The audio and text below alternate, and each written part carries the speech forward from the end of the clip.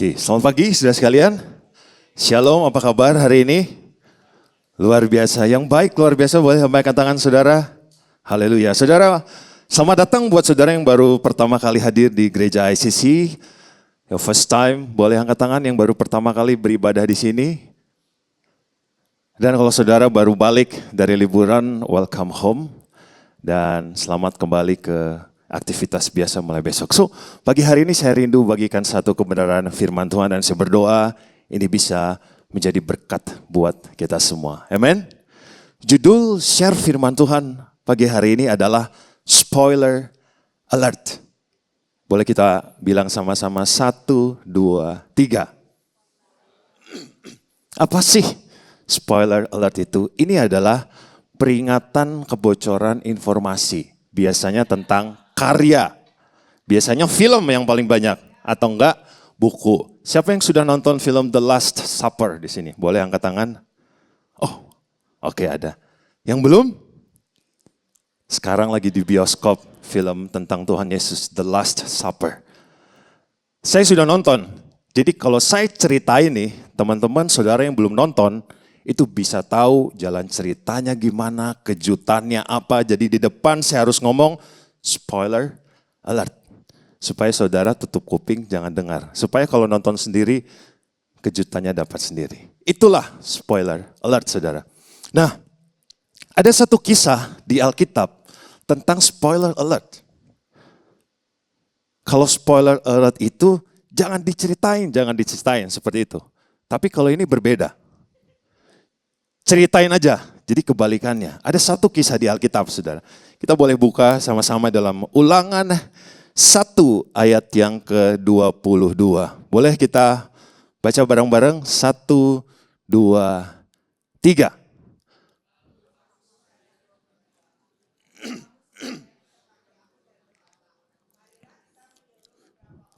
Mendahului kita untuk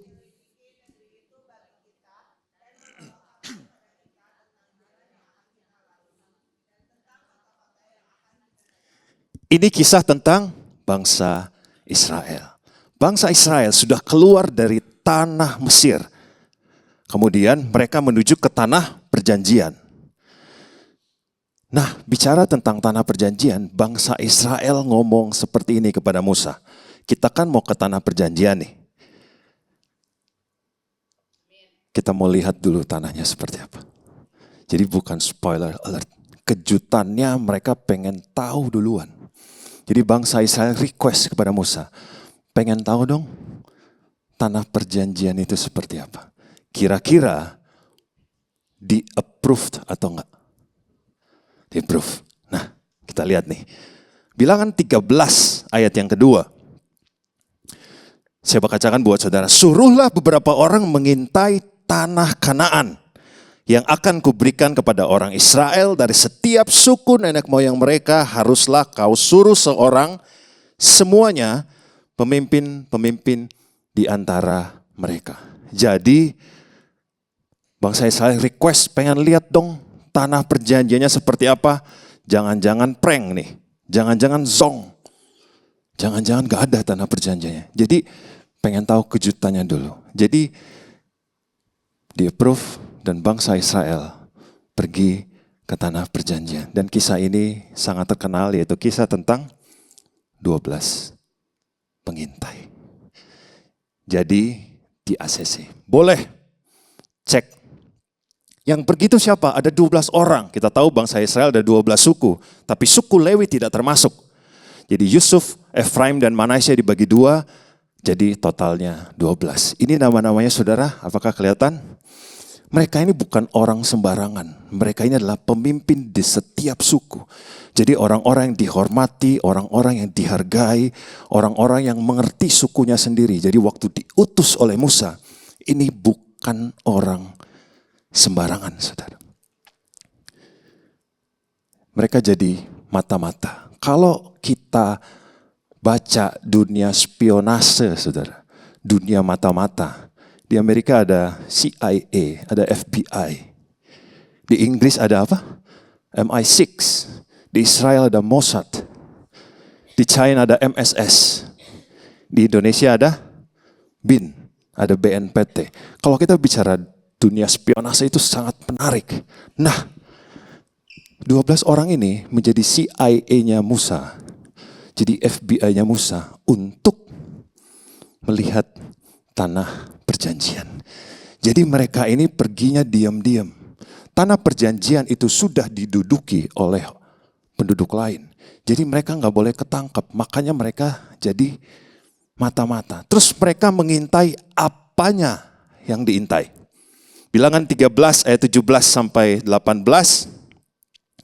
Musa menyuruh mereka untuk mengintai tanah Kanaan. Katanya kepada mereka, pergilah dari sini ke tanah Negeb dan naiklah ke pegunungan. Dan amatilah bagaimana keadaan negeri itu.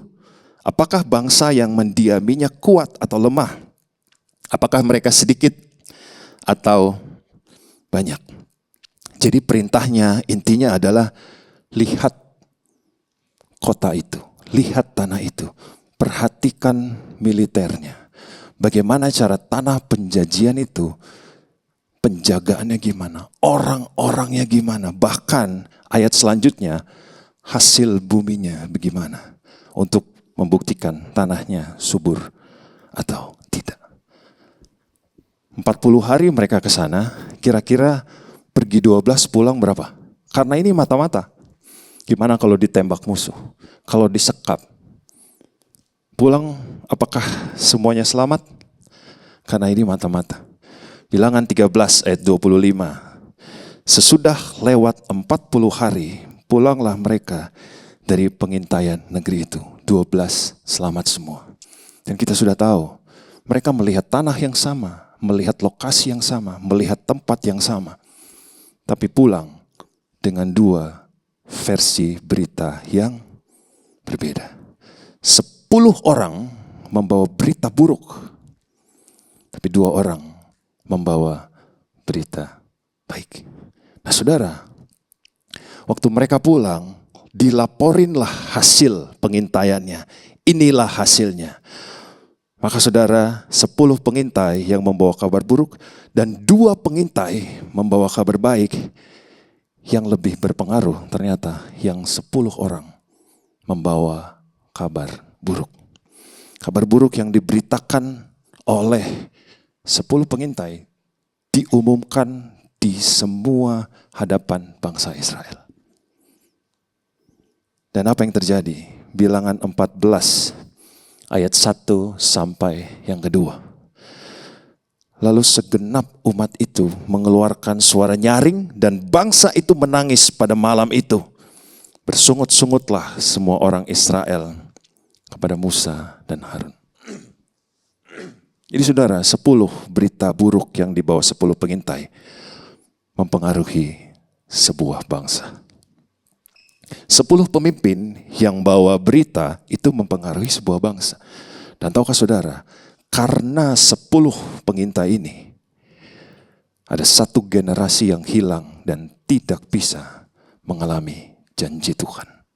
Hanya karena 10 pengintai ini. Kita akan lihat apa yang terjadi. Apa yang dilaporkan oleh 10 pengintai sehingga akibatnya sangat fatal.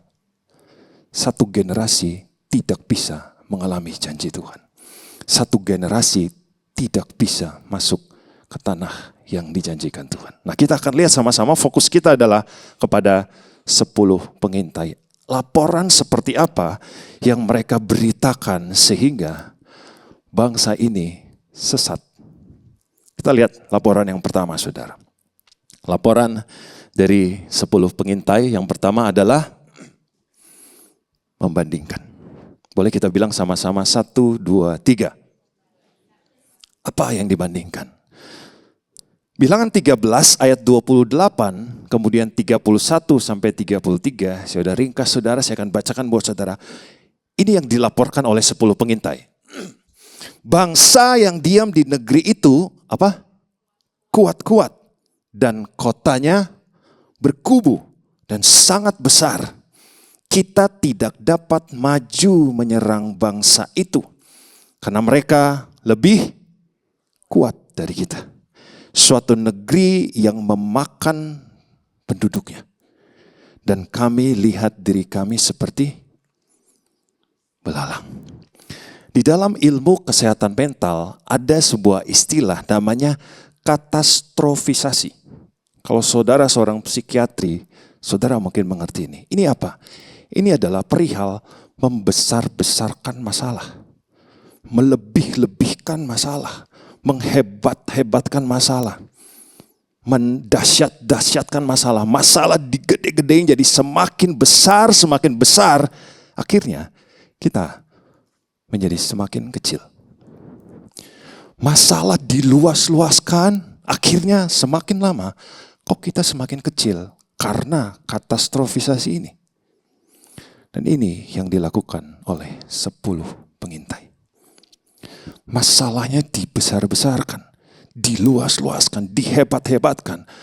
Maka yang mereka alami adalah stres level yang tinggi, frustasi, pusing.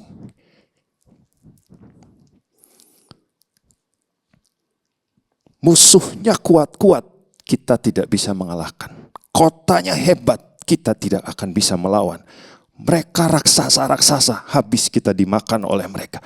Kita tidak akan bisa masuk ke tanah perjanjian. Kita nggak akan bisa lawan. Semuanya tentang musuh. Semuanya tentang mereka. Musuh dan kita. Itu yang dilakukan oleh 10 pengintai. Mereka hanya membandingkan. Terlalu berlebihan membandingkan sampai mereka lupa. Bukankah Tuhan sedang menyertai mereka? Amin. Mereka membandingkan, membesar-besarkan masalah sampai Tuhan yang ketutup. Padahal Tuhan sudah jelas-jelas sedang menyertai mereka. Kunci kegagalan dari 10 pengintai adalah membandingkan musuhnya dibandingkan dengan mereka. Padahal kunci kemenangan adalah bandingkanlah musuh dengan Tuhan. Amin, saudara. Jangan membandingkan pergumulan kita dengan kita. Tapi bandingkanlah pergumulan kita dengan Tuhan. Ini adalah 2 hal yang sangat berbeda. Waktu kita melebih-lebihkan pergumulan, membesar-besarkan pergumulan, menghebat-hebatkan pergumulan, hilang pegangannya. Gak ngerti harus lari kemana, padahal sudah jelas-jelas ada Tuhan di situ. Siapa yang pernah di dalam kehidupannya merasa, ini kok masalahnya gede banget, masalahnya besar banget, dan kita merasa jadi kecil banget. Ada yang pernah seperti itu? Merasa kok masalahnya ini gimana cara beresinnya, gimana cara menyelesaikannya, dan kita ngerasa kok kecil banget. Atau pernahkah saudara melebih-lebihkan masalah, menggede-gedein masalah? Itu yang kita lakukan sampai membuat kita, kok kita jadi semakin tidak berdaya, kok kita semakin gak bisa berpikir, lupa mengandalkan Tuhan. Dan ini yang dilakukan oleh 10 pengintai. Membandingkan musuh mereka dengan diri mereka. Saudara, kita itu terbatas gak? Kita pernah berbuat kesalahan, kita bisa berbuat kesalahan, gak semua hal kita bisa lakukan. Kita punya kelemahan, kita punya ketidakberdayaan. Kalau mau dibandingkan dengan kita bisa salah. Tapi waktu masalah, pergumulan, tantangan saudara bandingkan dengan Tuhan. Bukankah firman Tuhan berkata, I can do all things through Christ who strengthens me. If God is for us, who can stand against us? Amin. Jadi waktu kita membandingkan masalah dengan diri kita bisa hancur sendiri. Tapi waktu kita bandingkan masalah dengan Tuhan, sesungguhnya ini adalah kunci kemenangan. Kita jadi tahu, bukankah Tuhan gunung batuku, Tuhan keselamatanku, Tuhan perisaiku, Dia kota bentengku. Ada jalan keluar di dalam Tuhan. Bukankah saya punya pengharapan di dalam Tuhan? Jadi waktu pola membandingkan masalah dengan Tuhan kita pakai sehari-hari, saudara akan lihat kemenangan demi kemenangan akan terjadi di dalam kehidupan kita. Kenapa? Karena Tuhan kita Tuhan yang besar. Dia punya banyak cara untuk menolong saya dan saudara. Amin. Saudara boleh bilang kiri kanannya, Tuhan punya banyak cara untuk menolongmu. Jadi kalau kita punya problem, kita punya pergumulan, ada tantangan di depan, ganti cara kita. Shifting your problem to God. Jangan bandingkan dengan diri sendiri. Kita bisa kalah. Tapi waktu kita bandingkan pergumulan dengan Tuhan, kita ada di pihak pemenang. Amin. Itu poin yang pertama yang buat 10 pengintai gagal. Kita lihat poin yang kedua, saudara. Kedua adalah kembali ke masa lalu. Siapa di sini yang tidak punya masa lalu? Setiap orang pasti punya masa lalu. Bilangan 14 ayat 2 sampai yang keempat. Sekiranya kami mati di tanah Mesir atau di padang gurun ini, mengapakah Tuhan membawa kami ke negeri ini? Bukankah lebih baik kami pulang ke Mesir? Baiklah kita mengangkat seorang pemimpin lalu pulang ke Mesir. Yang dibahas apa? Mesir, Mesir, Mesir, Mesir, dan Mesir terus. Saudara tahu, waktu kejadian ini bangsa Israel sudah meninggalkan Mesir. Jarak Mesir ke tanah perjanjian itu 800 km. Dan waktu peristiwa 12 pengintai, mereka sudah ada di kilometer ke-600. Sudah 600 kilometer. Mesir tertinggal di belakang. Tinggal 200 kilometer lagi mereka sampai ke tanah perjanjian. Berarti matematikanya 25% lagi nyampe. Hitungannya 7 hari bisa nyampe dengan jalur terdekat.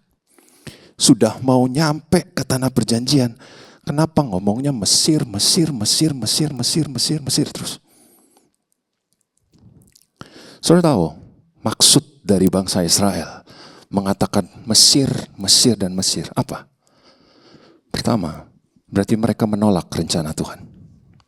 Karena mereka mau ke Mesir. Yang kedua, berarti mereka menolak tanah yang dijanjikan Tuhan. Kan maunya Mesir, bukan maunya tanah perjanjian. Dan berarti mereka juga menolak masa depan yang gilang gemilang di dalam Tuhan. Mereka milihnya Mesir. Kenapa ke belakang? Kenapa bukan ke masa depan?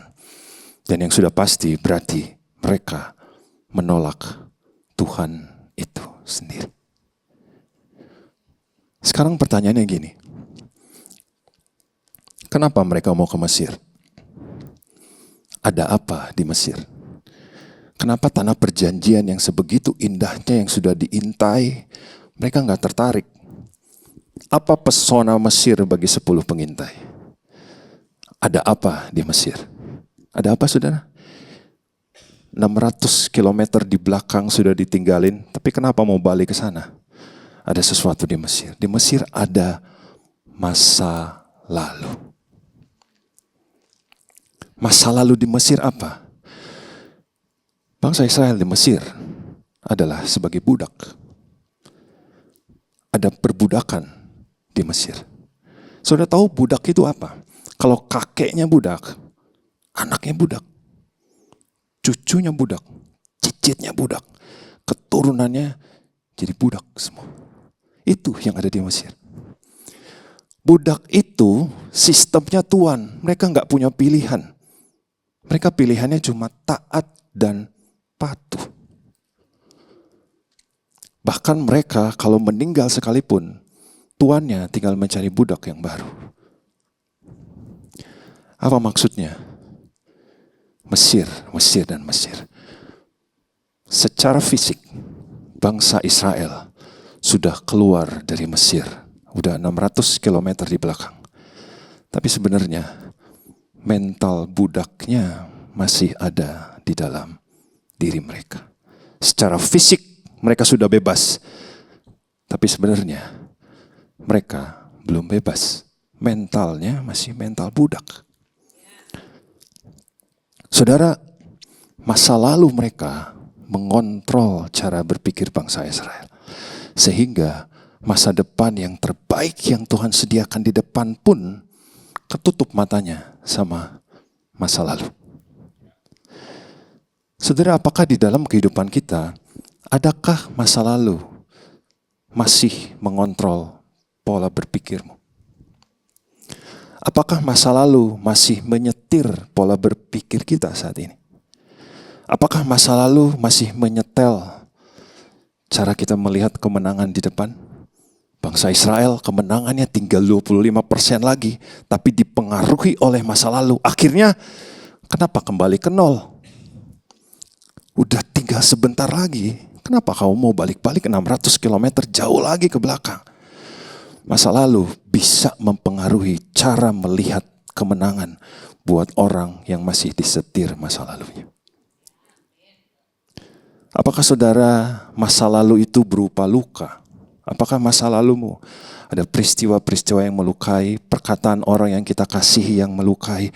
Kamu gak akan sukses, kamu gak akan bisa jadi orang. Masa depanmu gak ada, masa depanmu suram. Waktu kita berjalan menuju masa depan, di tengah jalan ada tantangan. Tiba-tiba masa lalu manggil-manggil dari belakang. Kamu gagal. Kamu orang tidak bisa sukses. Masa depanmu suram. Goncang, gemetar. Yang mereka lakukan, lari ke depan? Enggak, lari ke belakang. Kenapa? Karena masa lalu yang belum dipulihkan. Tahukah saudara, kekuatan dari masa lalu itu bisa menarik kita jauh dari rancangan Tuhan. Saya nggak tahu your personal scars apa, luka di masa lalu, peristiwa-peristiwa yang menyakitkan yang di masa lalu, mau berjalan menuju kemenangan tapi terhambat itu terus. Karena ingat masa lalu terus, oh papa saya bilang kamu gak akan sukses, kamu gak akan berhasil, kamu akan mentok, apa yang kamu lakukan gagal semua. Itu aja diingat-ingat. Akhirnya mau sukses sebentar lagi, ada tantangan, oh iya ya, saya emang gagal, saya emang sukses. Sejahat itu masa lalu bisa menyetir orang, sehingga dengan luka yang belum sembuh, dia tidak akan bisa bahkan masuk ke dalam kemenangan yang sudah jelas ada di depan mata. Saya nggak tahu masa lalu saudara seperti apa. Apakah masa lalu yang kita simpan itu mempengaruhi keputusan-keputusan kita sekarang? Serahkan kepada Tuhan. Tuhan bisa pulihkan dan kita bisa melihat kemenangan yang tidak dilihat seperti 10 pengintai ini. Amin saudara. Siapa yang percaya setiap kita punya masa depan yang gilang gemilang di dalam Tuhan? Amin. Yes. Poin yang kedua. Tadi bahwa 10 pengintai mempengaruhi bangsa Israel supaya mereka kembali ke masa lalu. Poin yang ketiga saudara, adalah yang dilakukan 10 pengintai menularkan ketakutan. Seberapa dahsyat ketakutan yang ditularkan oleh 10 pengintai, kita lihat saudara. Ini dari perikop bilangan 14. Ada hal yang menarik di bilangan 14, ada yang berulang kali disebutkan. Lalu segenap umat itu, bilangan 14 ayat 1. Semua orang Israel, bilangan 14 ayat 2. Dan segenap umat itu lagi, bilangan 14 ayat 2. Segenap umat Israel lagi, bilangan 14 ayat 7. Lalu segenap umat itu, bilangan 14 ayat 10. Semua orang Israel, bilangan 14 ayat 10. Berarti laporan yang diberikan 10 pengintai mempengaruhi sebuah bangsa yang besar. Tidak terkecuali. Kita hitung-hitungan dulu matematikanya. Kalau saudara yang jago matematika, saudara. Berapa jumlah penduduk? Berapa jumlah bangsa Israel? Bilangan 1 ayat 46. 603.550. Itu pria saja. Pria punya istri, anak bisa 4, 5, 6, 7. Jadi kalau dikalkulasi itu bisa 2,5 juta sampai 3 juta jiwa. Berarti laporan 10 pengintai mempengaruhi bisa mencapai 3 juta orang. 3 juta orang itu sebuah jumlah yang sangat besar. Dan 3 juta orang ini yang ditularkan ketakutan oleh 10 pengintai. 3 juta orang ini terkontaminasi ketakutan 10 pemimpin. 3 juta orang ini terpapar ketakutan 10 pemimpin. Saudara, di dalam ilmu leadership, sebagai seorang pemimpin, kita harus punya skill bagaimana menyampaikan berita yang sulit kepada orang-orang yang kita pimpin. Bagaimana kita sebagai pemimpin bisa menyampaikan fakta dan berhati-hati dengan opini. Jangan sampai menggiring opini publik. Yes, betul. Jangan sampai menggiring opini publik. Dan ini yang dilakukan oleh 10 pengintai. Yang mereka tularkan adalah ketakutan kepada 3 juta orang. Kasihan gak? Semua orang jadi takut pengen kembali ke Mesir. Saudara, rangkumannya adalah bahwa 10 pengintai membuat sebuah laporan yang sangat fatal dan merugikan bangsa Israel. Saya review. Yang pertama adalah membandingkan. Yang kedua, kembali ke masa lalu. Yang ketiga, menularkan ketakutan. Pengintai itu ada berapa? 12. Dari tadi kita bahasnya 10. Apa kabar dengan 2 pengintai? Siapa? Yosua dan Kaleb. Tahukah saudara, yang dilakukan oleh Yosua dan Kaleb justru kebalikan dari 10 pengintai tadi. Kalau 10 pengintai membandingkan musuh mereka dengan mereka. Tapi Yosua dan Kaleb membandingkan musuh dengan Tuhan. Kalau 10 pengintai kembali ke masa lalu, kembali ke Mesir. Tapi Yosua dan Kaleb tidak pernah mention Mesir. Yang mereka mention adalah masa depan. Tanah Kanaan, kita akan ke sana, kita akan ke sana. Kemudian yang terakhir, 10 pengintai menularkan ketakutan. Tapi Yosua dan Kaleb menularkan iman.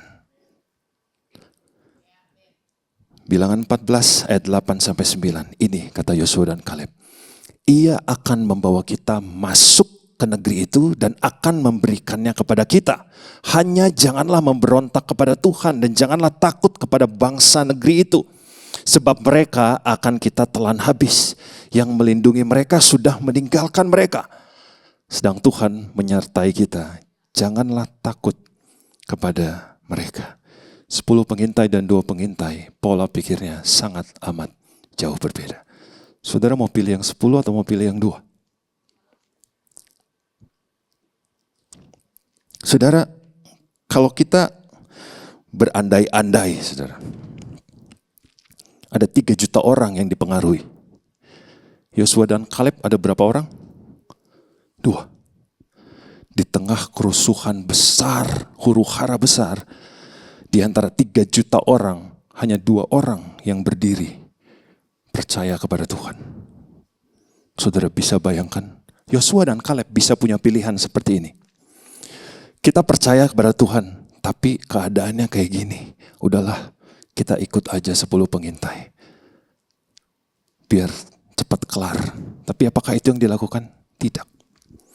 Mereka tetap 2 di antara 3 juta orang. Menyala, benar? Yosua dan Kaleb itu menyala banget. Saudara bisa bayangkan betapa dalamnya iman mereka kepada Tuhan. Mereka bisa berdiri di antara 3 juta orang. Dare to be different. Berani berbeda karena imannya. Jangan pernah ikut grup think. Grup 10 berpikir keputusan terbaik kita kembali ke Mesir. Tapi orang yang percaya kepada Tuhan tetap percaya kepada Tuhan.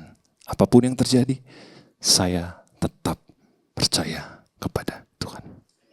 Amin. Nah, saudara, Yosua dan Kaleb percaya kepada Tuhan. Apakah bangsa yang 3 juta orang itu setuju? Tidak.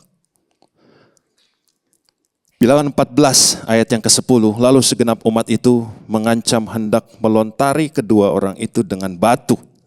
Tetapi tampaklah kemuliaan Tuhan di kemah pertemuan kepada semua orang Israel. Yosua dan Kaleb mau dibunuh, mau disiksa karena iman mereka. Saudara, Kita udah bahas 10 pengintai, sudah bahas 2 pengintai. Kira-kira keadaannya seperti ini, bagaimana perasaannya Tuhan? Bagaimana dengan Tuhan sendiri? Cara pandang Tuhan dengan bangsa Israel seperti ini, kira-kira apa? Ini saudara. Bilangan 14 ayat yang ke-11. Boleh kita baca sama-sama? 1, 2, 3.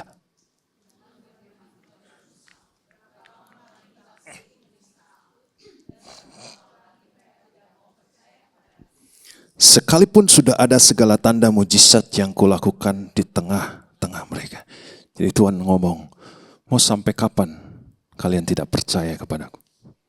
Mau berapa lama lagi ketidakpercayaanmu bertahan? Segala mujizat sudah dilakukan Tuhan kah? Yes, itu laut dibelah sama siapa? Dibelah oleh Tuhan.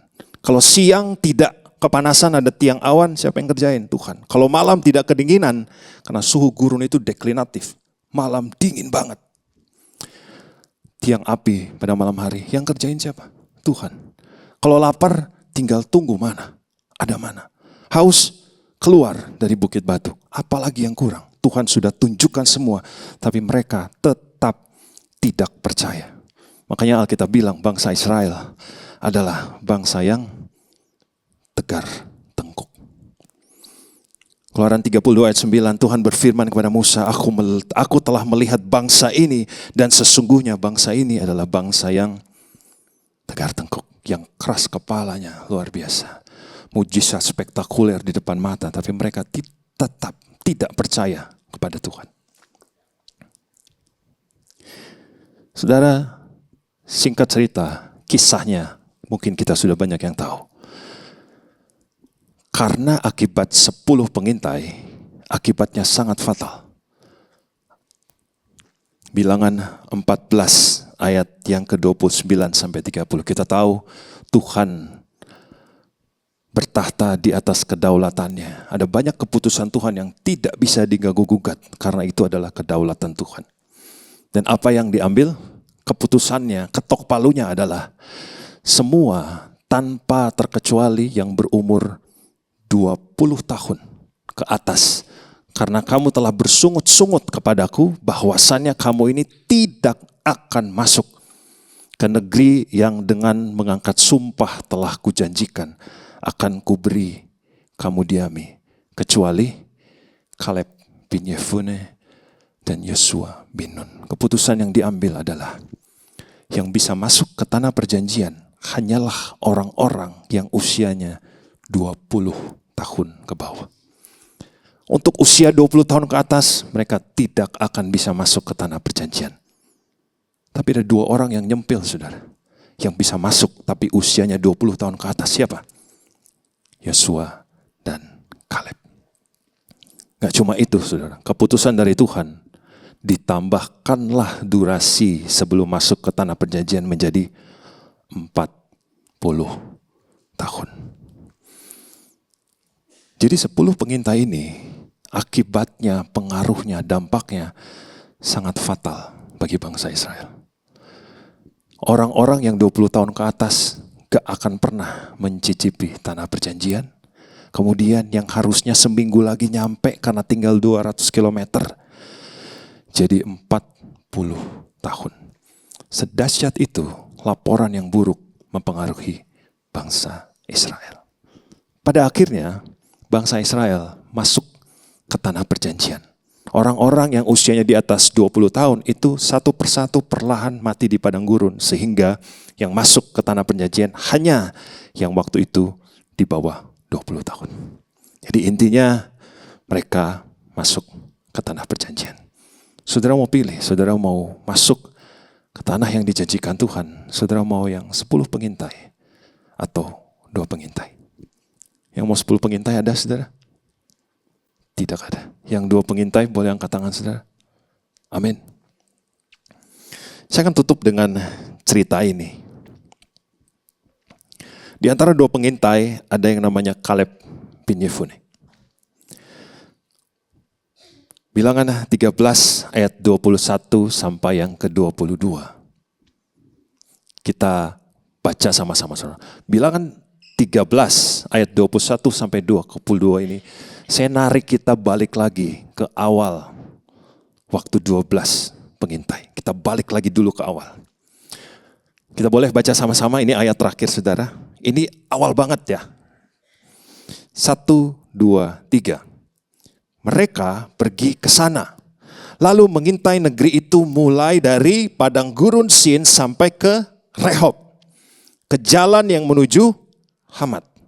Mereka berjalan melalui tanah Negeb sampai Hebron. Kita garis bawahi kata Hebron.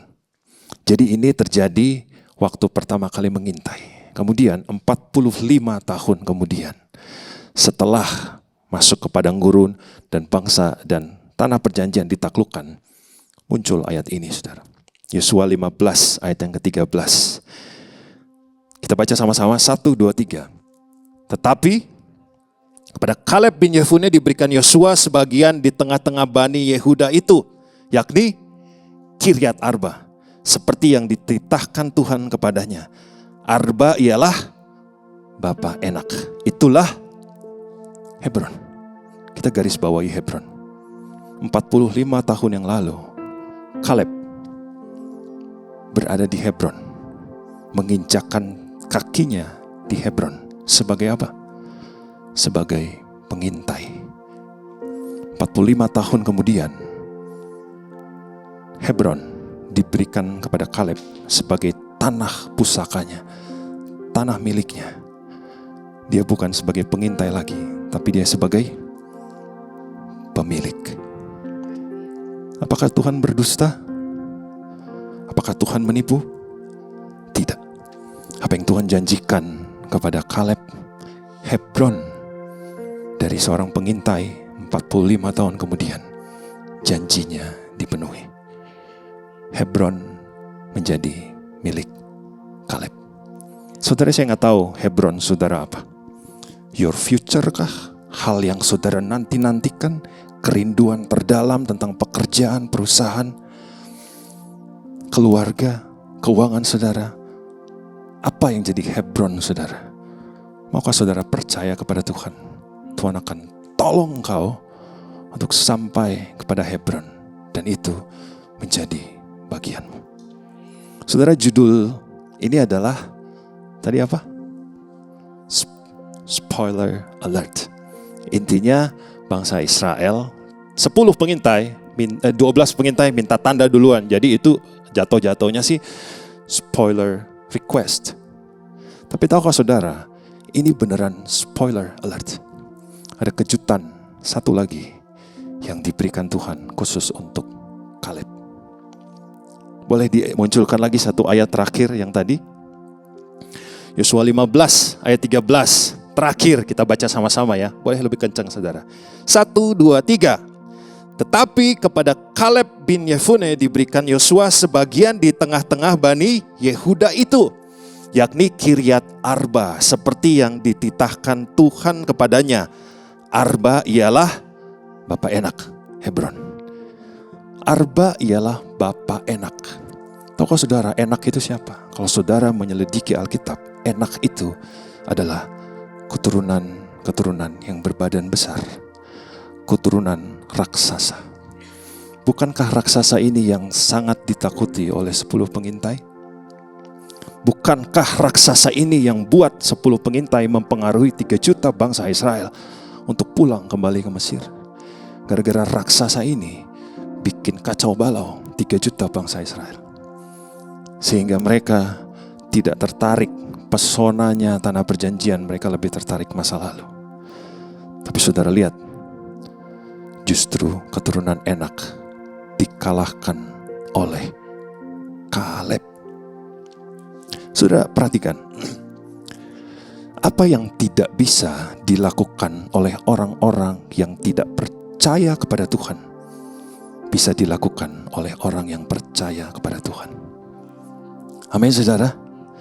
Berhati-hatilah dengan ketidakpercayaanmu. Tuhan akan pakai orang yang percaya kepada Dia untuk melakukan perkara yang besar. So kalau ada hal yang kita mau jaga sampai hari ini, jagalah imanmu kepada Tuhan. Karena iman yang kita simpan di dalam hidup kita, Tuhan akan pakai iman itu untuk kita melakukan perkara yang besar. Amin saudara. Saudara boleh tepok kiri kanannya, katakan, Tuhan akan pakai hidupmu untuk melakukan perkara yang besar. Amin saudara. Mari kita satu di dalam doa. Mari kita berdoa. Tuhan Yesus, malam hari ini, pagi hari ini, Kau berbicara secara pribadi kepada hati kami, pikiran kami, dan perilaku kami. Kau perbaiki apa yang perlu diperbaiki, Tuhan Yesus. Kau lihat apa yang kurang, Kau tambahkan. Kami berdoa di dalam nama Yesus, Tuhan, teguhkan setiap kami, sehingga kami sungguh-sungguh berakar di dalam kepercayaan kepada Tuhan. Apapun tantangan yang ada di depan, kami mau tetap percaya, karena kami mengerti satu hal. Tuhan tidak akan mempermalukan orang-orang yang beriman kepada Tuhan. Tuhan tidak akan meninggalkan orang yang percaya kepada Tuhan. Ada pembelaan Tuhan buat kami. Kami berdoa Tuhan Yesus, kemenangan demi kemenangan akan kami lihat dan kami alami sendiri. Sehingga kami bisa menceritakan pertolongan Tuhan yang ajaib. Yang sakit Engkau disembuhkan di dalam nama Yesus. Kau yang punya pergumulan, Tuhan akan menolong hidupmu, memberikan jalan keluar. Apa yang kurang Tuhan akan cukupkan. Dan hanya bagi Tuhan segala pujian, hormat, kemuliaan sampai selama-lamanya. Di dalam nama Yesus Tuhan, semua yang percaya sama-sama katakan amin. Kita beri tepuk tangan yang meriah bagi Tuhan. Amin.